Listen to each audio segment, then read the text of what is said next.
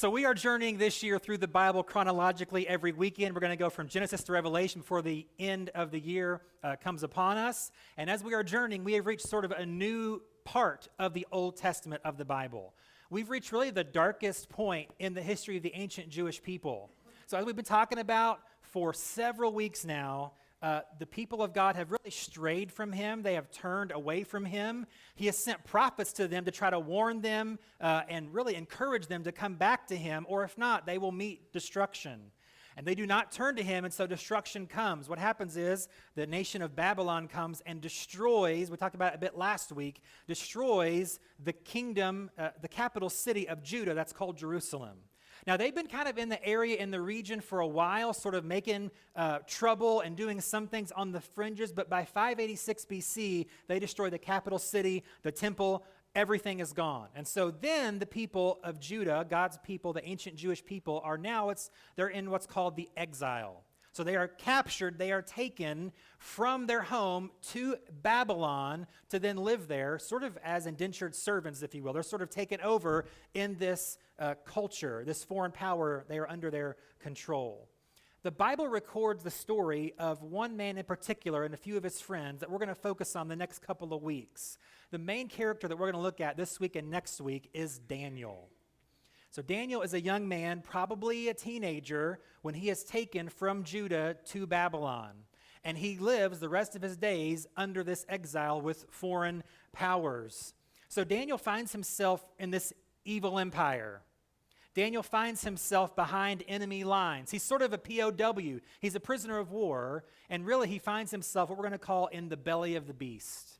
So this week and next week, just a short 2-week series to get through this exile in Babylon. We're going to look at this series, In the Belly of the Beast. We're going to look at God's people and how they were in Babylon, in a foreign territory, in hostile territory toward their faith and their beliefs and their own culture, and see how they were able to make it. How in the midst of impossible circumstances, Daniel and some of his friends and the people of Judah at large were able to sustain their faith in really dark times, in really dire circumstances. And it's my hope that as we look at Daniel and then Ezekiel next week, who's a prophet during this time as well, that we will see even in difficult times, even in a culture that is so against what we as Christians, if you are one, might believe, we can make it. We can survive, and not only survive, we can thrive in that environment. That's what we're going to look at today. You know, there are some stories in the Bible that sometimes we just feel like we can't relate to. There are some people in the Bible that we just feel like I can't relate to them, to that person at all, or their story at all. Daniel is someone we can relate to, very much so. You may not understand how that works, but we're going to look at it today. So Daniel, again, was in a difficult spot that we may think we don't relate to, but we certainly can. If you are a person of faith, if you are a follower of Jesus, you are a modern-day Daniel. You are in the belly of the beast in America, in our culture, and that's what we'll look at today. Two things that Daniel saw here that I think we see is, first, a decaying ethical environment. That's really what brought Daniel to Babylon. His people didn't keep their act together, strayed from God, and now they find themselves in an even worse situation, in a totally pagan culture and environment. And we see that happening today. There was a Gallup poll that just came out last month, and it was polling Americans' views on our moral position as a country. And here's what the results were. Again, when Americans were asked, what's America's moral position, only 13% of Americans said it was good or excellent. Only 13% of Americans say that America's moral position is good or excellent. 37% said it was fair, and exactly half of Americans polled said that America's moral position currently is poor. So if you compare this to a very similar poll done 20 years ago, what you're going to find are the numbers have gotten worse in the last 2 decades. This is not even religious Americans. This is not church-going Americans. This is Americans across the board. A full 50% of all Americans think that our moral standing right now is poor. It's not a great situation to be in. We also see with that, for people of faith that we're more concerned about, a crumbling religious environment in our country.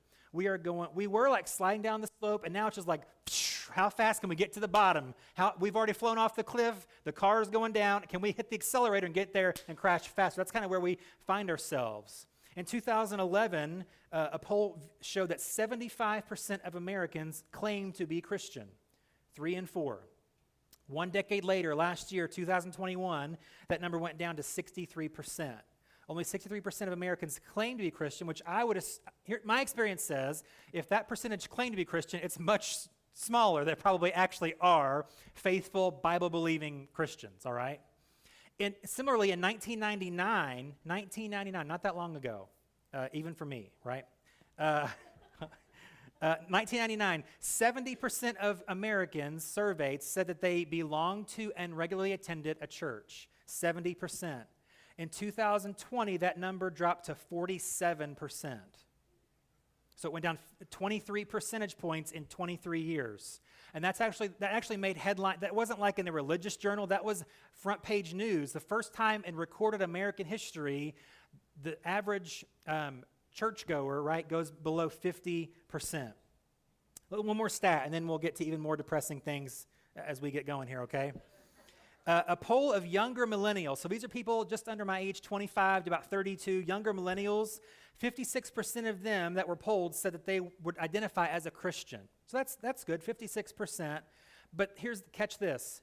Those who identified as either atheist, agnostic, or non-religious was 36%.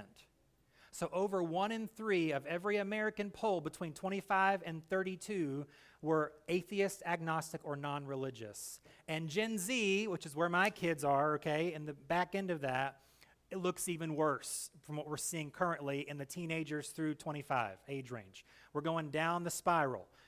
The moral, ethical plight of America is not good. The religious environment is obviously not good. So here's the thing. If you are a Christian, you are in the belly of the beast right now. Not we will be in 10 years or 20 years. We are in it right now, and it only seems like it's going to get worse. So, like Daniel, as we'll look at today, that means we have work to do.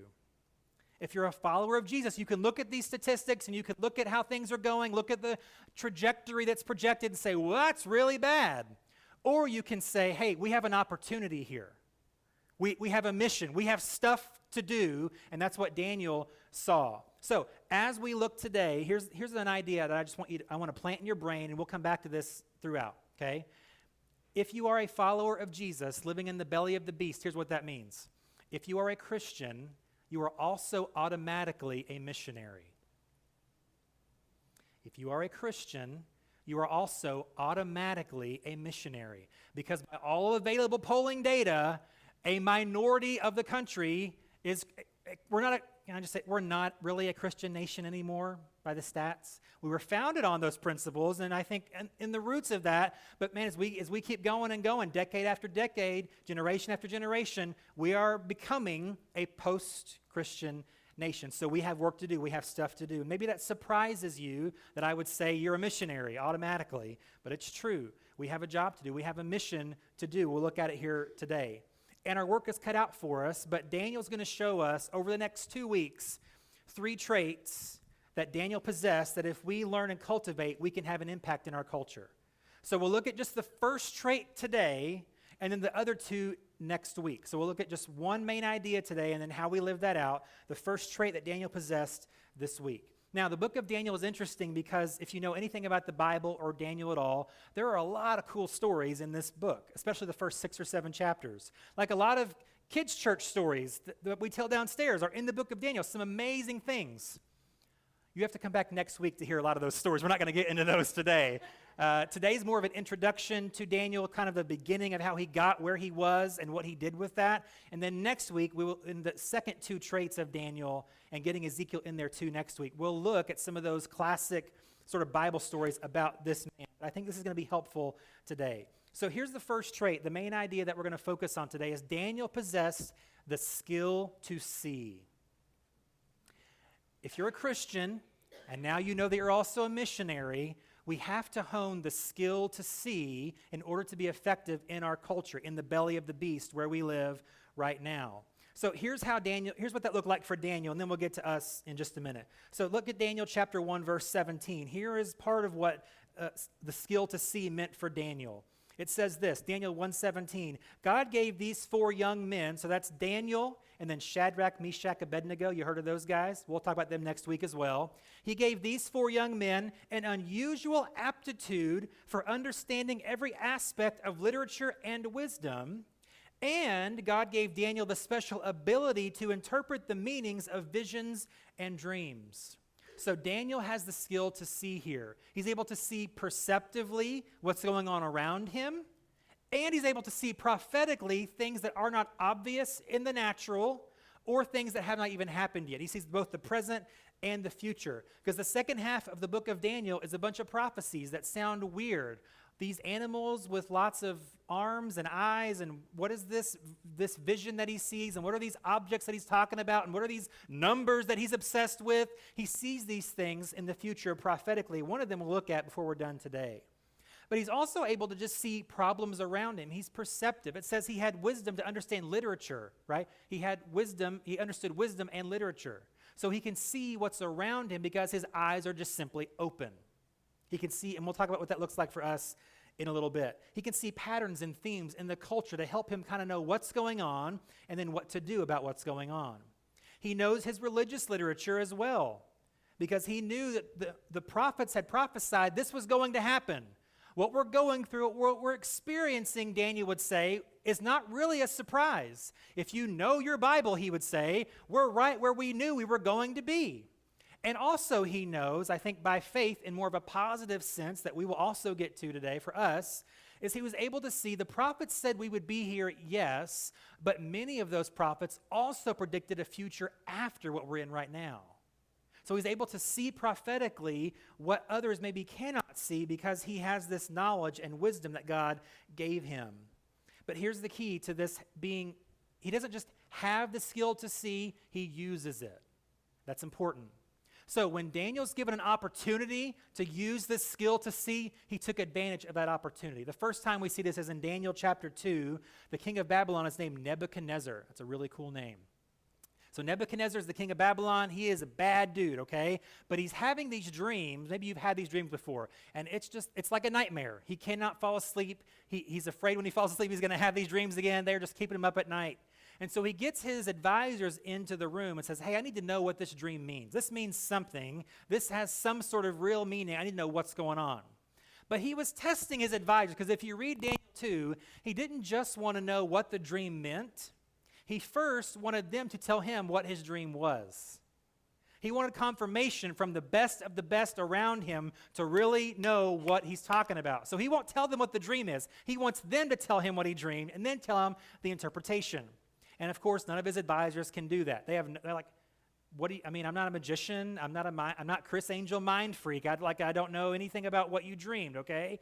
And so they don't know what to do. And so he says, okay, I'm just going to have you all executed because you're worthless to me. So Daniel sees an opportunity here. And so he prays for God to help him. So here's what he does. Daniel chapter 2, verse 18 and 19. Daniel did this. He urged them, the people around him, to ask the God of heaven to show them his mercy by telling them the secret, so they would not be executed along with the other wise men of Babylon. That night, the secret was revealed to Daniel in a vision. Then Daniel praised the God of heaven. So now he's praying for the skill to see. God gives him the skill to see, but now he's got to take advantage of his opportunity with the skill to see. And unfortunately, the dream that the king has and the interpretation God gives Daniel is not so great. He dreams about this big statue that are made of different minerals like gold, and there's like rock at the bottom and stone. And so he basically is telling him, hey, your kingdom is going to be destroyed. Yay, king, let me just give you some great news. But guess what? He goes through, he follows through, and he does it. He gives the king even the bad news. And here's the cool thing. He's honest with him about what God shows him, about his skill to see, and the king is like, that's great. He's not happy about what it means, but he knows that Daniel's being real with him. He's telling him what God actually showed him, what nobody else could know. He saw in Daniel this skill to see. And so what he does is he promotes Daniel. If you know anything about in Genesis, another young guy named Joseph, very similar situation. The king has a dream, this young nobody interprets the dream, and he's finally promoted to really top of the top in the kingdom. This also happens to Daniel as it happened to Joseph. So Daniel honed his skill to see. It took time, it took intentionality, it took prayer, it took practice, and it took dependence on God, but he honed this skill to see. And as he's promoted, here's what happens. As he's promoted, this skill becomes even more important because there's more potential impact for him to have. He had the skill to see. Do you see what's happening in the world around you? Do you see the state of our nation? Do you see the state of our current culture? We've already talked about some stats, but do you see those things? Not just when I read stats from a poll, but are you perceptive to see that? And I think that if you are at all spiritually sensitive and culturally perceptive, you know this isn't your grandfather's nation anymore. This is not my grandfather's America anymore. Times have changed. Things have changed. And really, as far as I'm concerned, not really for the better. Our culture is increasingly and at an accelerated pace going backward. Because what used to be bad is now good and normal in our culture. What used to be considered wrong is now considered right and appropriate and just fine. What used to be things that were shamed are now celebrated and elevated. That's where we find ourselves in our culture. And so if we're going to be effective missionaries in our culture, we have to develop the skill to see. We have to. But the question is, what does that mean? How do I do that? What does that look like? And then how do I use it effectively like Daniel? Well, I'm glad you asked. So we're going to look at today 4 aspects of honing this skill to see. And I know 4 sounds like a big number because we've already gone for a few minutes, but I promise the lead up is it's not going to be forever, okay? Because I want to get to the root beer floats too, all right? But here we go. 4 things to help us to hone this skill to see in our modern day, in our modern culture, as modern day Daniels. The first one may sound like the oddest one of the 4, but we're going to start with this one. The first aspect of honing this skill to see is to have an awareness of cultural trends and their impact. To have an awareness of cultural trends and their impact. We have to look carefully at the world around us. We have to look beyond the surface of what's going on. We have to read beyond the headline and click on the article and read the article and then think about what we've read in the article. So this is, you ever heard of clickbait? Don't do it, okay? Actually, give into the clickbait, but actually look and see. Okay, the headline of the article I clicked on said this, but when I actually read the article, it wasn't what the headline seemed to indicate at all. We have to be aware of those things, okay? I'm not going to use the word, fake news. I don't mean it in the way that you think I mean it. I'm saying we have to actually read and ingest what we see around us, including the news. When you read the paper, what is the article really trying to say, and what does that say about our culture? What is the main idea here, and is this a positive or negative for the culture, or is it neutral? We have to think about these types of things, again, if we're going to be a missionary, and it's hard to think that way because you think of a missionary normally is in a foreign country with a foreign language and a foreign culture. Guess what? For most of us, we live in a foreign culture with foreign language all the time, okay? And if I was really cool, I would try to say some stuff like my kids think is cool and prove that to you, but I'm not even that cool, okay? So that's just where I am. I am getting old. I'm getting gray, guys. It's happening. We have to intentionally ingest and digest the news. Think critically as we read and as we watch. Look for themes and ideas that keep coming over and over and over in the news. That means something. If the same main idea keeps coming up every night, that means something about the culture and the world in which we live. If the articles that we read keep saying the same types of things, that means something. Patterns mean something. We have to look at those things a little bit deeper than just surface level. And we also have to think long term. How does this article that I read this week, how do I think if that trend continues, how will that affect my life in a year from now? How will it affect my family a decade from now? How will it affect our country a decade from now? We have to think about that if we're going to be effective in our skill to see. And that doesn't sound very spiritual, does it? Like I didn't say anything about the Bible just now. I didn't say anything about praying just now. I'm just saying be intentional about what you see in the world around you. But we have to be able to accurately assess what's going on in order to know what move to make. If we want to affect the culture positively, we have to know what's going on. We can't just assume, well, this is the answer to this problem. That problem may not really be a big problem right now. So we need to focus on this other thing by being perceptive about what we see. And we do want to look with spiritual eyes in this. You know, in the book of Revelation, at the beginning of it, Jesus talks to all 7 churches that John writes to his letter of Revelation to. To every single church, Jesus says this. He says, "He that has ears, let him hear what the Spirit says to the churches." So let me just adopt that phrase from Jesus to this idea of seeing. He that has eyes, let him see what's going on around him spiritually.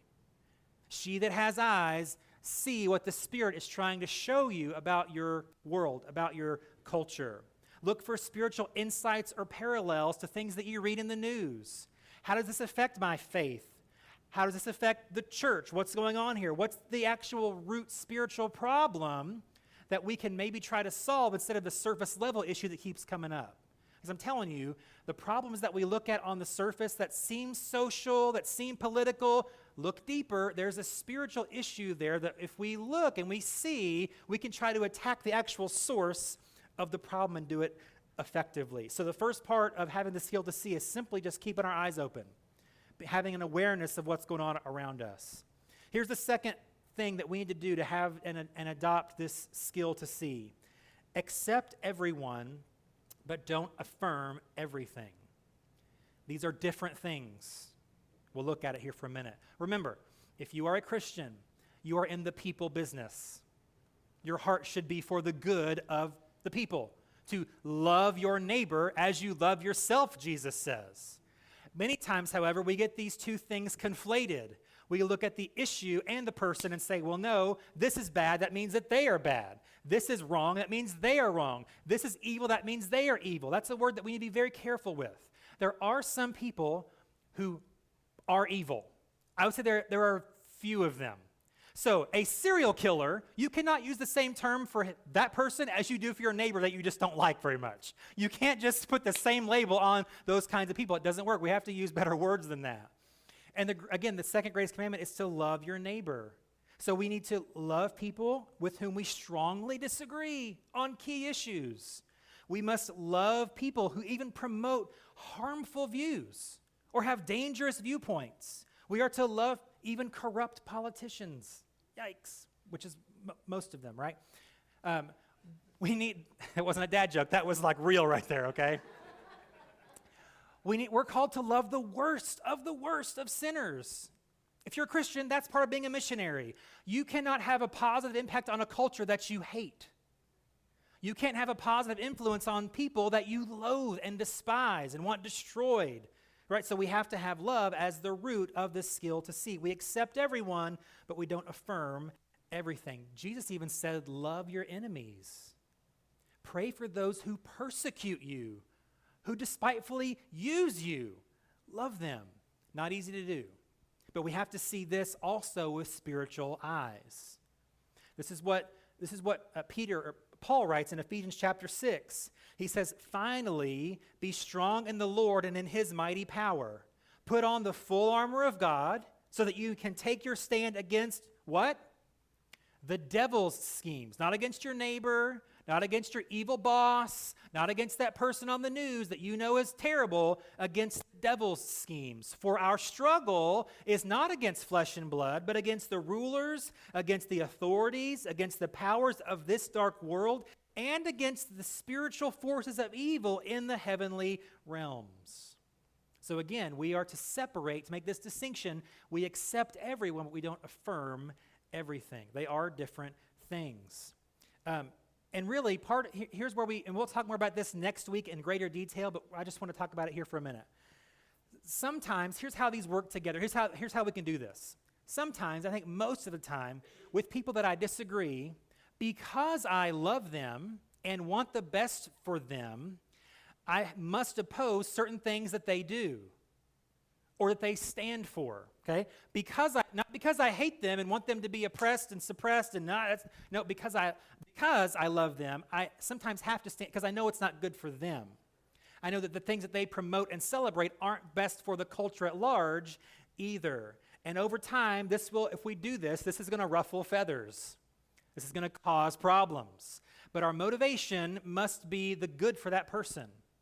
It can't be that we're trying to ruffle feathers or make a mess or cause, I'm going to just, bulldoze my way through life. That is not going to work. You will be an ineffective missionary if you attempt to do it that way. The goal has to be for their good and in love. So it's like this. It would even come down to, I love you and I respect you, but I just can't agree to disagree on this one. I have to take a stand against this issue. I have to say no to this stance. I have to say no to this thing that you're promoting and that you're involved with because it's harmful. It's not good for you or anyone else. And so I can't go along with that. Again, we'll get there more next week. So if you want to hear more about that, be here for that. But seeing this distinction is how we effectively use our skill to see. That we accept everyone, we love them, we want the best for them, we want them to flourish in their life, and so that the community and the culture can flourish. But we also just can't affirm everything. And that's a good part of this skill to see.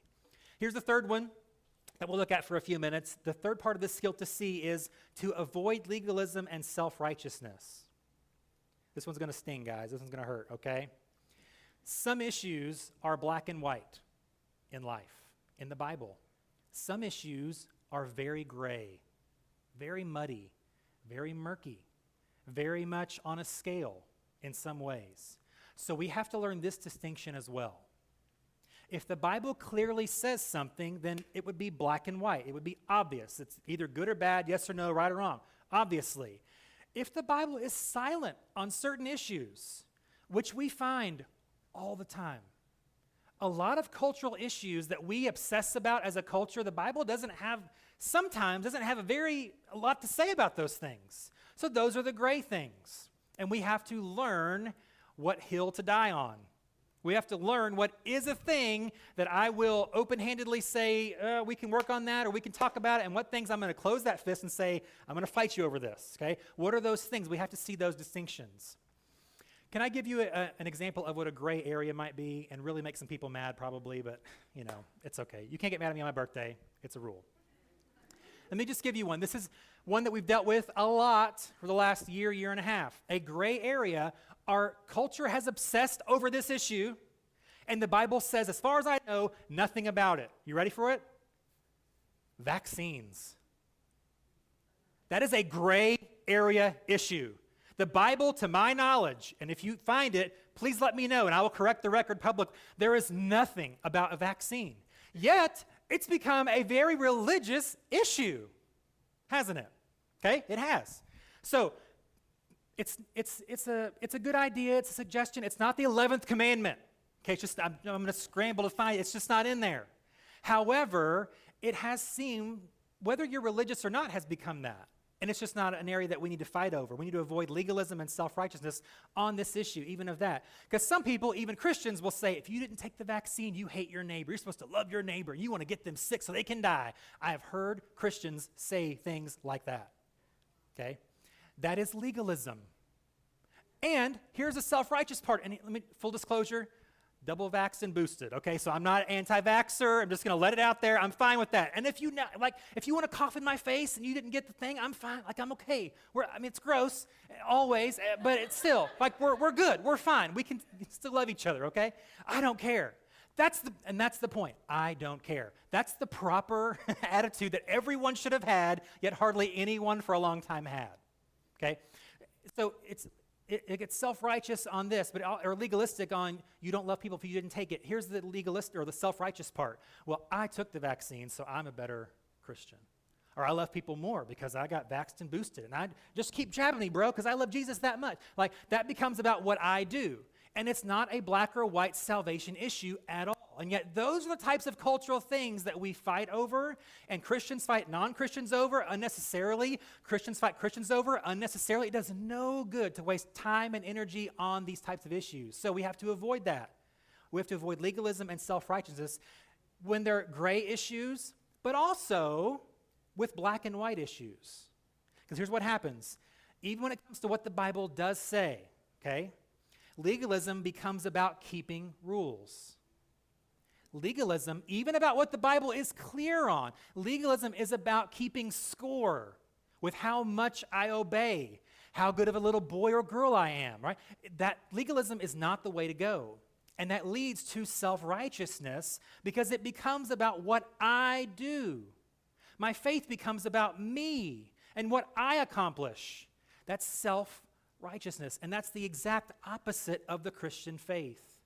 Philippians chapter 2, verses 12 and 13, Paul writes this, "Therefore, my dear friends, as you have always obeyed, not only in my presence, but now much more in my absence, continue to work out your salvation with fear and trembling. For it is God who works in you to will and to act in order to fulfill his good purpose." This is the opposite of legalism and self-righteousness. Legalism says, let me work out your salvation for you. I'm a better Christian. I'm a level 10 Christian. You're a level 7 Christian. Let me just give you all the rules you need to keep in order to level up. That's legalism. Self-righteousness, on the other hand, is a second verse. He says, it's God who gives you the will to want to do any good thing ever. No amount of me wants to do the right thing. No amount of me is capable of doing the right thing. I have to have the Spirit of God inside of me, his righteousness given to me in order to be the missionary he wants me to be. It's not self-righteousness, it's his. It's not legalism, it's grace. It's not about what I can do, it's about what he's already done. So remember, as we deal with people in the world, remember this key here. They are flawed people. And so are you. And so am I. If we keep that in the front of our mind, I think we'll be less angry, less often, less legalistic, because they need grace just like I need grace. They need forgiveness just like I need forgiveness. They need a break just like I need a break. They need people to kind of see what they're thinking and kind of dig deep and not just make assumptions, just like I need and want that for me. If we keep that in the front of our mind, it helps us it's with this skill to see clearly what's going on in the world and helps us to be effective as we walk in grace instead of legalism and self-righteousness. Here's the last one. I told you this wasn't be fun today, but here we go. Last one. The last part of the skill to see is this. Avoid pessimism and bitterness. In order to live out the skill to see, to be an effective missionary to a culture in the belly of the beast, we have to avoid pessimism and bitterness. So last week we looked at Jeremiah, and he was kind of pessimistic, right? He's called the weeping prophet. Things are falling apart, and he definitely knows it. He definitely feels it on a deep level, and that's understandable because I think the more skilled we become in seeing the world around us, the more susceptible we are going to be to pessimism. It's just a natural thing. The more that I see how far we are from where God really probably wants us to be, the more I'm going to be like, oh man, that's not good. Oh, that's really not good. Oh, it's terrible. The world's falling apart. You know, we go there fast. And it's easy for the most spiritually sensitive to also become pessimistic. Things will never get better. You know, I can't do anything about it. It's just the end of the world. It's also easy for the faithful to become bitter in that same way. I tried to reach them. They wouldn't listen. God, get them. Right? I'm doing all the right things, and they're not, and they're prospering. God, make them suffer. You know, we can get bitter at the culture that seems to be doing just fine without God. And here I am having a hard time just keeping my life together, and I've been faithful this whole time. Bitterness gets in quick. We have to avoid pessimism and bitterness. If we give in to pessimism and bitterness, our skill to see will be wasted. We become the Eeyore missionary. Hey guys, life's terrible. God's pretty good, but you know, maybe not that good. It's like nobody wants, that doesn't help anyone. Don't be an Eeyore, just be a Winnie the Pooh. Stick your head in that jar of honey and just, the world's great, guys. We're going to have an awesome day. You know, that's what people want anyway. God has not called us to despair and anger. He's called us to see what's going on, to see what he's doing, and to see how we can have a positive impact for his glory. That's what we're called to do. And you can't do that if you're always pessimistic and bitter at the world. So in Matthew 20, as we begin to close, in Matthew 24, the disciples of Jesus ask him, hey, what's going to be the sign of the end of the world? Everybody always, even his disciples 2,000 years ago, asked the question everybody always asks, when's the end coming? How will we know? And here's what Jesus tells them, Matthew 24, verse 6. Kind of a long passage, but we're going to work through it for just a minute as we close. Matthew 24, verse 6. Jesus says this, here's how the end will come. You will hear of wars and rumors of wars, but see to it that you are not alarmed. Don't be pessimistic, right? Such things must happen, but the end is still to come. Nation will rise against nation and kingdom against kingdom. There will be famines and earthquakes in various places. All these are the beginning of birth pains. So we're just now getting to labor, guys. So hang on. Then, he says, you'll be handed over to be persecuted and put to death, and you will be hated by all nations because of me. At that time, many will turn away from the faith and will betray and hate each other, and many false prophets will appear and deceive many people. Because of the increase of wickedness, the love of most will grow cold, but the one who stands firm to the end will be saved. And this gospel of the kingdom will be preached in the whole world as a testimony to all nations, and then the end will come. So here's what he says. Verse 15, so when you see standing in the holy place the abomination that causes desolation, spoken of through the prophet Daniel, there he is, let the reader understand, then let those who are in Judea flee to the mountains. I know a lot there. Let's work through it from back to front. Okay, we'll get there. We'll make a connection here. He talks about Daniel specifically, so I wanted to hit that. I was going to skip it, but I thought, Daniel's right there. I was going to cut that off. Let's just talk about it for just a second. So Daniel's named here by Jesus, and he talks about this event that's called the Abomination of Desolation. What is that? Daniel, in Daniel 8, 11, and 12, the second half of the book, talks about this same type of event. So in about 160s BC, 150 or so years before Christ, the Greek Empire was in control of the region of the world in which the Jews lived. So there was a leader that came up. His name was Antiochus Epiphanes. If you're looking for a kid name, great name right there. Antiochus Epiphanes. So the people did not like him and his rulership at all. And so they tried to lead a revolt against him, which he did not appreciate, obviously. And the revolt failed. It didn't work. And so what Antiochus Epiphanes did is went to kind of show the people he's still in charge, he's the boss. He goes into the temple and on the altar sacrifices pigs. So this is what is called historically the Abomination of Desolation. It's this pigs were the most unclean of all the animals to the Jewish people, and in the most holy place, this pagan leader sacrifices this unclean animal. But the question, though, is Jesus talks about this event that hasn't happened yet. So what's going on? This happened 150 years ago, Jesus. Did you get your calendar mixed up? Did you forget what year it is? No. A similar event to this happens again. So 40 years after Jesus in 70 AD, the Roman Empire comes in and they completely destroy the temple. So this is the second abomination of desolation that Jesus seemed to have been predicting. So it happened already once and it happened again. Why mention that other than Daniel's in there, so there's that obvious connection? Here's why. If we see life and culture that goes in these cycles, we will be less pessimistic and less bitter. So here's what I mean. Jesus, when he describes the signs of the end times, you tell me if any of this sounds familiar to you, okay? Wars and rumors of wars. Is that going on right now? Yeah, but Jesus said it was going to happen, and it was even happening then. It's weird. Famines. Check the box. Earthquakes, check. Persecution and martyrdom. Maybe not here in America yet, but everywhere else around the world, you better believe it. Deception of even the faithful. Yeah, that's where we started. We're in a decline. And he says, increase of wickedness.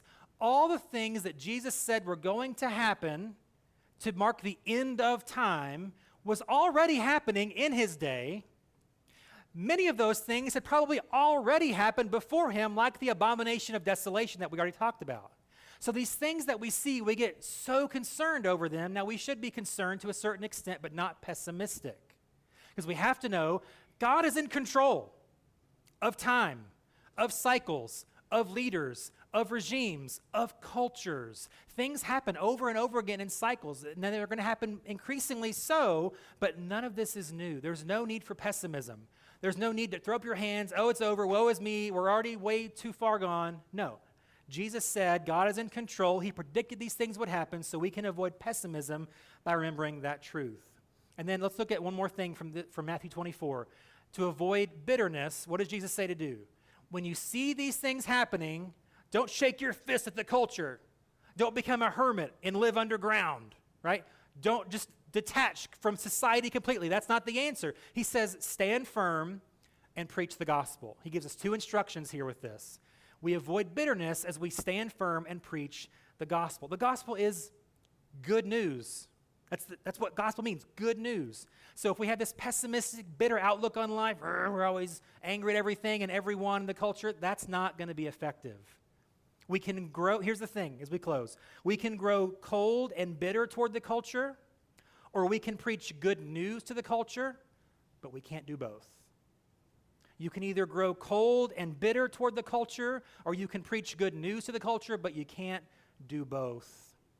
So we want to enhance our seeing skills and avoid pessimism and bitterness to see that God is in control. I'm not. I'm out of control, but God is in control. The culture's out of control, but God is in control. If you're a Christian, you're a missionary. And there is a lost world out there. There's a desperate, confused world out there. There is a world that is searching for something. And so I pray that God would give us the skill to see those people. He would give us the skill to see Him and give us the skill to see how He wants us to reach them for Him. Let's pray. God, we do know that the world is cold and dark and twisted and confused and searching and grasping and really sliding down the mountainside of civilization. We are in a tailspin, it seems. So God, give us the skill to see what's going on so we can have effective change in the culture. Not just to be angry about the culture, not just to war against the culture aimlessly and swing our fists at the open air, but no, to see what you are doing, to see where the culture is going and where it seems to be headed and how we can meet that in the middle. God, give us wisdom as Daniel had. Give us insight as Daniel had. Give us the skill to see what is going on around us, but to see things at a deeper level and to be in tune with your Spirit to know what you want us to do to make a positive impact for you.